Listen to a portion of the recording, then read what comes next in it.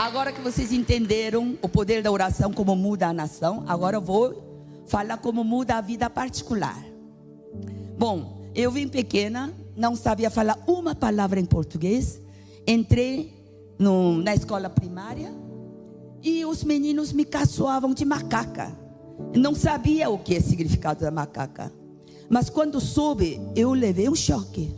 Porque meu pai tinha 3 negócios, uma casa bonita, linda. E ele apaixonou-se pelo Brasil, porque ele nasceu naquela época do domínio do Japão, que não podia falar em coreano, não podia ter nome. Então ele nasceu e cresceu durante toda a guerra. E achou um país gigante, rico em fauna e flora, que não tem guerra. Para ele era inacreditável acreditar que existe um país sem guerras. Mas de tantas qualidades que ele falou do Brasil, o que mais me impressionou é que eu podia comer bananas e laranjas todos os dias. Porque uma banana, uma laranja só come uma vez por ano, no aniversário, quando é filho de ricos. Vocês dão graças a Deus por ter nascido num Brasil tão assim, fartura de comidas tropicais. A gente não fazia nem ideia como é uma bananeira. Bom, nós viemos para o Brasil e achei realmente o Brasil lindo demais. Mas o fato de eu tornar de uma noite para outra macaca, isso me chocou. Eu, com lágrimas nos olhos, eu cheguei para meu pai: papai, por que a gente largou aquela casa linda e viemos para o Brasil? Por que o senhor decidiu isso? Ele não hesitou um segundo. Ele falou: sabe por que viemos? Para você ser útil a esta nação. Aí aquilo entrou como um vento forte em mim. Você pai, você mãe, coloque um sonho ousado nos seus filhos e nos seus netos. Ele vai se esforçar para tal. E naquela noite eu não dormi. Puxa, eu não posso mudar minha cara de macaca, que nasci assim. Mas eu vim para cá para ser útil a esta nação gigante. Puxa, então não posso viver de qualquer jeito. Decorava 20, 30 vocabulários todo dia. E em um ano eu tiro nota 10 em todas as matérias, menos em português, 7. Mas eu passo em primeiro lugar em exame de admissão. Quem é dessa época de exame de admissão? E o Estado de São Paulo vem me entrevistar em meia página. Como é que filha de imigrante, né, em um ano tem notas tão excelentes tal. E eu sempre fui esforçada, sempre primeira da classe. Os meninos pararam de me caçoar, até principal, os professores me reconheciam. Então a vida toda eu fui primeira da classe. Na universidade também. Eu me formei e entrei numa companhia aérea coreana, ganhando um salário alto, porque eu era super esforçada. Olha, atribuo aquelas notas porque eu usei o meu baixo estima, meu complexo de inferioridade, não para me destruir, usei para me construir. Nem sempre as feridas são os ruins. Vai servir de ferramenta para você sobressair em algo que você pode mais que os outros. Amém. Amplifique suas qualidades, diminui os seus defeitos e vença esta vida. Amém. Bom, então ganhava um salário alto e por eu falar coreano e português, eles me colocaram como intermediária do advogado da firma com funcionários injustiçados. E todos odiavam esse advogado injusto, até eu. E eu era 20 e poucos anos, muito estresse. E aquilo me deu insônia crônica, que não me deixava dormir por 20, 30 minutos por noite. Sabe o que é isso? Passou 1 mês, 2 meses, 3 meses, minha imunidade caiu tanto, nenhum remédio servia. Eu tinha feijões pretos aqui, de efeito colateral. E éramos incrédulos. Minha mãe, consternada, foi buscar ajuda às amigas que iam na igreja. E elas a levaram para retiro, aí em São Paulo, num sítio. Ela volta em uma semana radiante, diferente. Era 9 da noite, ela entra na sala dizendo: Yun, Jesus vai te curar. Aí, Jesus, não fala de Jesus, Deus, igreja. Eu era incrédula total. Mas ela veio sentar ao meu lado, começou a me massagear com 10 dedos. E começou a falar alguma coisa no meu ouvido assim. Lá, lá, lá, lá, lá, lá, lá, lá. Lá, lá, lá, lá, lá, lá, lá, lá. E eu, que é isso? Mas eu senti algo de poder naqueles sons. E como eu sabia que ela foi por mim e está fazendo isso por mim, eu a deixei. E a glória invadiu a nossa sala. Comecei a ter uma experiência sobrenatural. De olhos abertos. Eu que não acreditava em visão, hein? Eu vejo ao lado do televisor, porque eu e meu pai estávamos assistindo TV. Era eu mesma, ajoelhada, diante de um homem de cabelos longos, de túnica, de um brilho dourado intenso.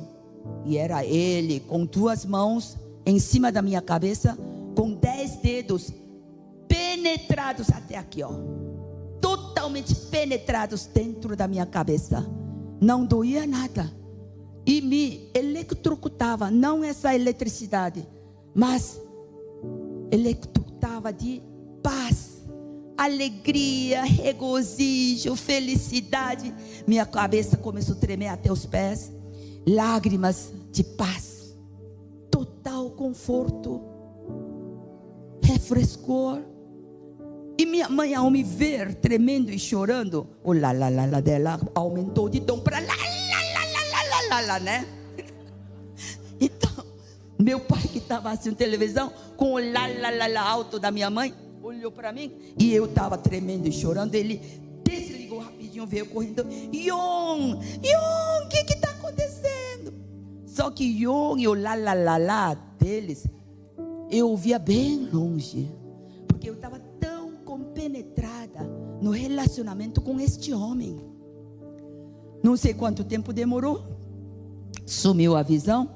Eu falei, mamãe, viu esse homem me colocando 10? Não vi nada.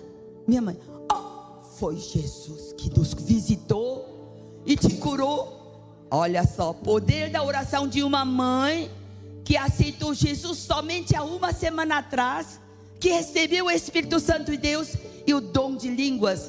O poder da oração fez a visitação, com que a visitação de Jesus Cristo invadisse a nossa sala e me impusesse as mãos e me curasse. Aleluia!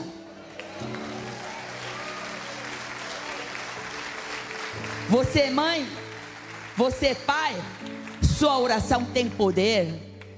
Sua oração vai tirar sua filha da enfermidade, seu filho do vício, do gangue, da revolta contra o mundo. Use o poder da oração como pai e mãe. Derreta a sua alma na presença de Jesus, pedindo socorro a Deus. Amém? Geralmente eu digo, papais, mães, mamães, se trata de trabalho ou problema dos seus filhos, nem precisa chamar uma preletora, intercessor ou pastor, não. Oração mais forte, mais ardente e profunda é do pai e da mãe. Amém? Bom, então nessa noite eu levantei, mamãe, estou sentindo sono. Eu esqueci o que é sentir sono. Dê graças a Deus se você sente sono, viu? É uma benção. Aí minha mãe falou, está sentindo sono? Vai para a cama rápido, vai. E eu fui. Nessa noite fui arrebatada ao reino dos céus, quando eu nem acreditava nisso. Vieram 2 homens de vestes brancos ofuscantes. Nós vamos te levar para um lugar mais maravilhoso desse universo. Eu quero ir. Cada um pegou assim, acho que são 2 anjos, né? E ouvimos um barulho estranho. Olhamos para trás. Era uma bruxa velha, assim, caveira, cabelos desgrenhados, roupa suja, imunda, magricela. E ela assim se escondia no poste, na parede. Não conseguia aproximar da gente, mas ela gritava, chorava: eu te perdi, eu te perdi. Não é justo que eu te perca. O que? Demônio está falando sobre justiça e injustiça? Aí o anjo da direita falou assim: eu vou driblá-la, você leva sozinho aí. E ele foi lutar por mim contra a demônia, e nós voamos. Aí chegamos em frente a um castelo branco de mármores, degraus altos, colunas gigantes, e ele disse: agora chegamos, você sobe sozinha. Tá, eu subi. Quando cheguei lá em cima, olha, eu tapei os olhos de tanta luminosidade, e pouco a pouco eu abri os olhos, tudo azul. O céu, lá no reino dos céus não há nuvem, não há, é limpo, é azul. Gramado verde, pomares bem alinhados com árvores frondosas, e o ar que eu respirava são canções de louvor bem suaves que penetra pelo meu nariz e espalha pelas todas as células do meu corpo. Aleluia, era uma coisa maravilhosa. Você respirava o louvor, canção, aleluia. Houve som de águas borbulhantes. Quando eu olhei, eram mini fontes jogando água, mas havia centenas de mini arco-íris brilhando. E eu, ai, que exuberante, visualmente fui lá olhar. Sabe o que era? Os mini fontes jogavam água no ar, a água se transformava em diamantes grandes. As gotas d'água lá são diamantes, e é dos diamantes que saíam os arco-íris. Você não precisa invejar as pedras preciosas daqui, lá são gotas d'água. Aí chegaram uns 10 homens de vestes brancos. Sabe que lá no reino não há ninguém gorda, não há ninguém barrigudo, não há ninguém velho e velha. Todos transformam no seu tempo mais jovem e mais bonito, sabia?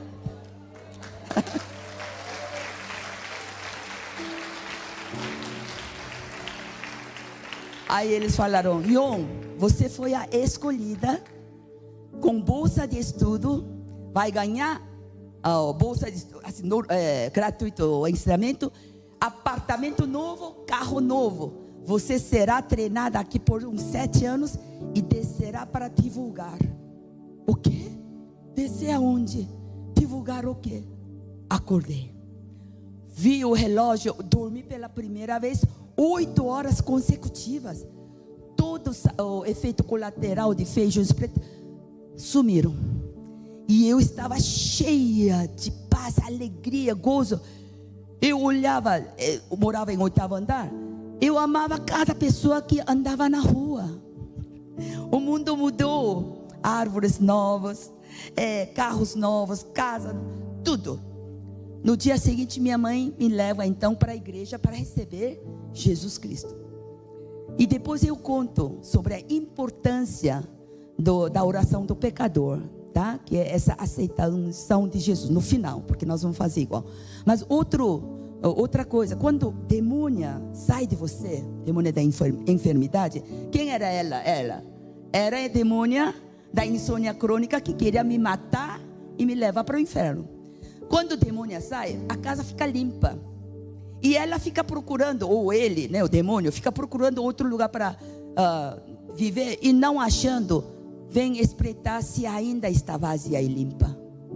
Se não estiver preenchido com a palavra de Deus, com a oração, com a fé crescendo, indo assiduamente para a igreja, ouvindo sermões do pastor, se continua vazia, o demônio vai trazer 7 demônios piores que ele.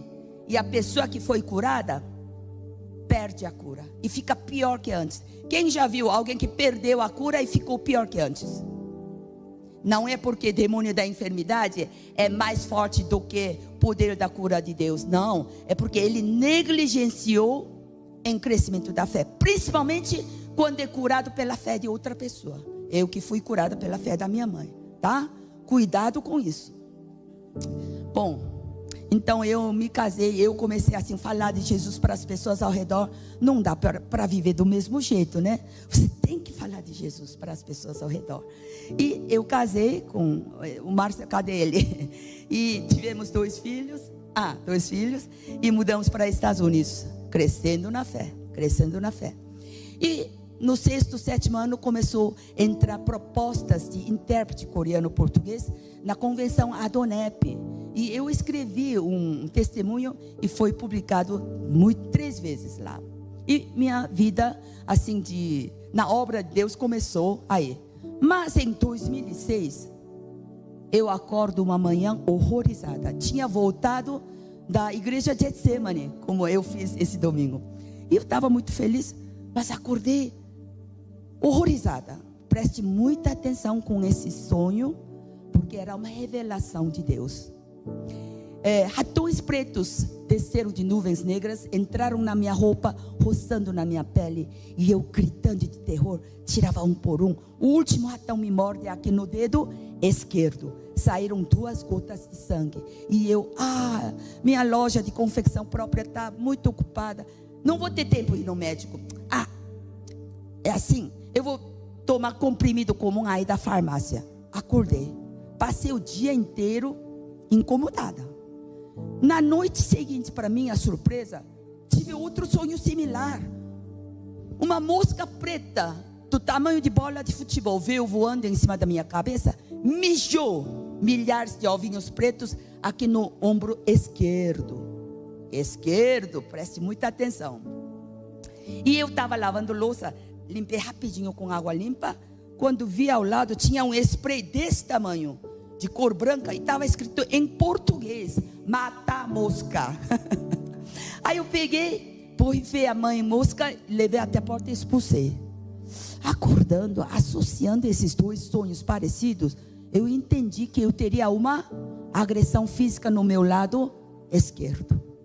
A verdade é que eu tinha uma visita a ginecologista para possível retirada de bolha de água no útero já cheia. Não dói nada, mas essa bolha se instala quando você tem uma vida muito ocupada, estressada e baixa imunidade. E falei com o doutor: olha, tem uma coisa vindo, sumindo, agora está crescendo, isso não está bom, vamos fazer biópsia. Ele botou a agulha assim, tal, espera 3 dias. E olha, eu tinha câncer maligno de mama de já 7 anos. E eu achava que câncer só acontecia com outras pessoas, né? E meu marido estava a negócios na Coreia e iria juntar com missão na Mongólia, com missão médica da minha igreja. Nós somos apaixonados pela missão. Então eu não falei nada com ninguém, fui atrás da papelada, procurei o melhor um cirurgião famoso. Já que você é operada, quero o melhor cirurgião, é ou não é? Porque o médico falou: se você não retirar logo isso, por ser maligno, vai passar para sangue, ossos, crânio e fígado. Aí fui lá, era longe. Quando cheguei, eu perguntei: olha, eu tenho agenda no Brasil, eu falo sobre Jesus, o senhor crê em Jesus? Eu já aproveito, né?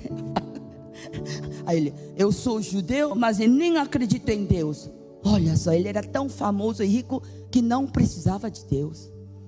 E eu falei: pode me operar, me tirar esse tumor em 1 semana?